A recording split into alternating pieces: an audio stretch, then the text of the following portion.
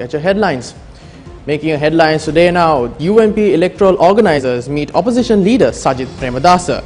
A meeting between Ranil Wickremesinghe and the UNF MPs.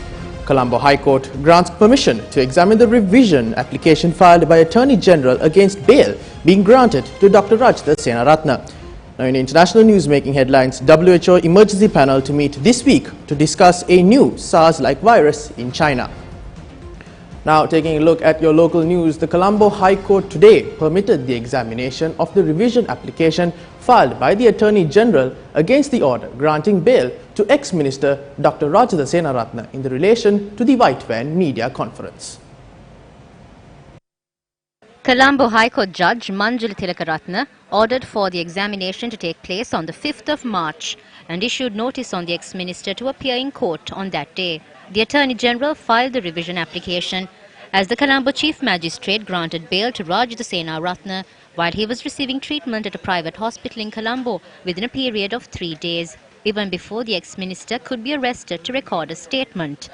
Rajda Senaratne is named as the third suspect in the case filed over the White Van media briefing. The Attorney General says granting bail to the ex-minister would pose serious obstructions to the investigations. Colombo High Court Judge Manjula Tilakaratne said sufficient facts were put forward to examine the revision application and ordered counsel for ex-minister Rajda Senaratne to file objections, if any, on the 10th of February. The Attorney General was ordered to file counter-objections on the 24th of February. The Attorney General was also ordered to file all necessary documentation on that day to issue notice on Rajda Senaratne. A meeting for the parliamentary groups of the United National Front was held in the parliamentary complex today. It was held under the patronage of Ranil Wickremesinghe. Parliament is to be convened at 1 p.m. today. Now in more local news, all electoral organisers of the UNP have been summoned to Colombo today. The meeting will be chaired by the opposition leader Sajith Premadasa. The meeting is to be held at 3 p.m. at the parliamentary complex. The meeting will be held to discuss how the party should gear up for the upcoming general election. Keeping up with more local news, former governor of the Western Province AZATH SALLEY is to appear before the Presidential Commission appointed to probe the April 21st attacks today. A spokesperson said he was informed to appear before the Commission at 1 p.m. today. AZATH SALLEY told Newsfirst that he will report to the Commission for the inquiry. Evidence has been recorded from 47 people so far regarding the April 21st attacks. A spokesperson stated that statements have been recorded from 408 people regarding the April 21st attacks. Let's now take a look at some views expressed in the political arena. The government has been in power for more than 60 days. This government has cut down allowance of government servants, have taken away jobs of about 10,000 people, and now people have to rob grocery shops to get onions, red onions and other vegetables. This government can't provide solutions to the problems people face. The MPs and ministers of this government shamelessly talk about the UNP crisis. This is none of your concern, isn't it? Don't talk about others' wounds. We will treat our wounds. Focus on your own wounds.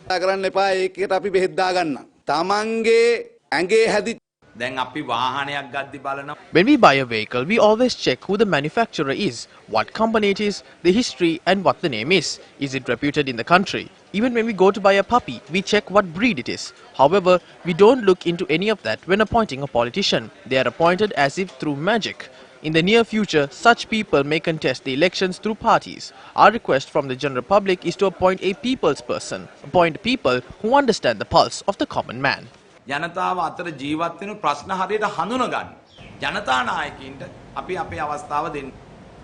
Leader of the Janaseta Perumana, Venerable Bathrumulla Seelaratne Thera, had organized a media briefing in Colombo yesterday.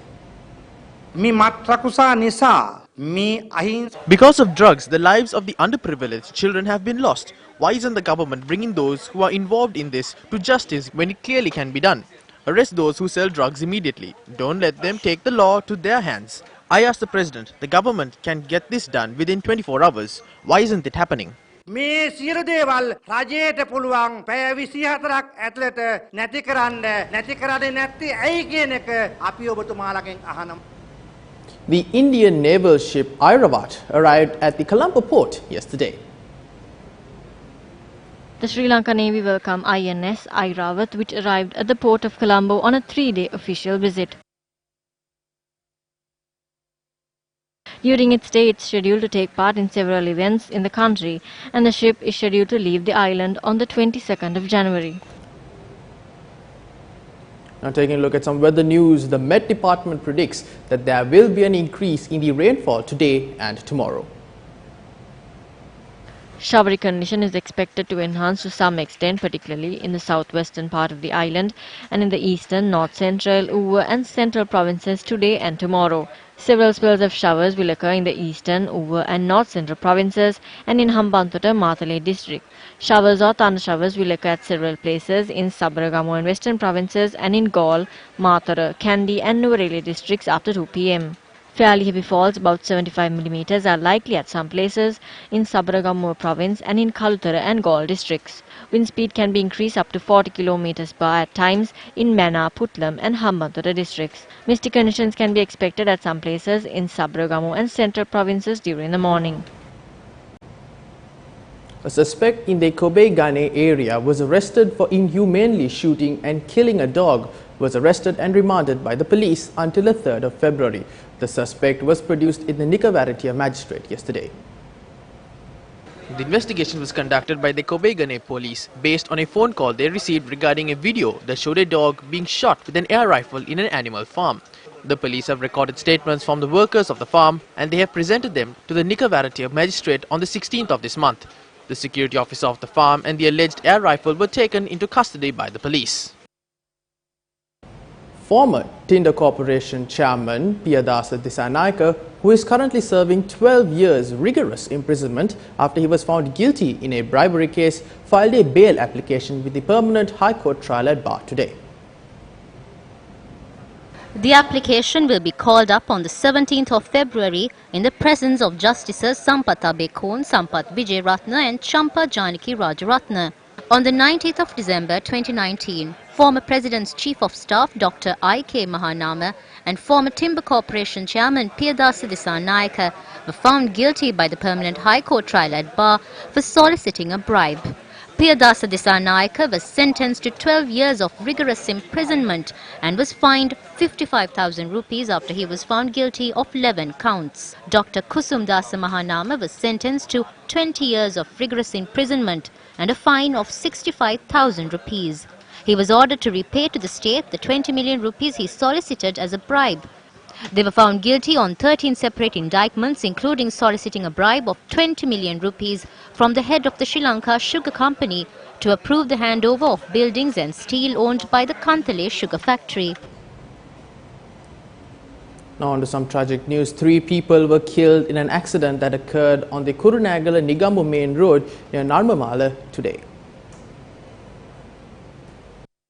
The vehicle which met with the accident was a van travelling from KURUNEGALA to Narmamala. According to the police, the accident took place when the driver of the van had fallen asleep. 7 people in the van were injured due to the accident. The injured have been identified as residents of KURUNEGALA, Geppavalla area. Now drawing your attention to the stock market brief at midday, market started on a positive note with the all-share price index up by 2.56 points. The exchange rate of major currencies are as at follows at midday.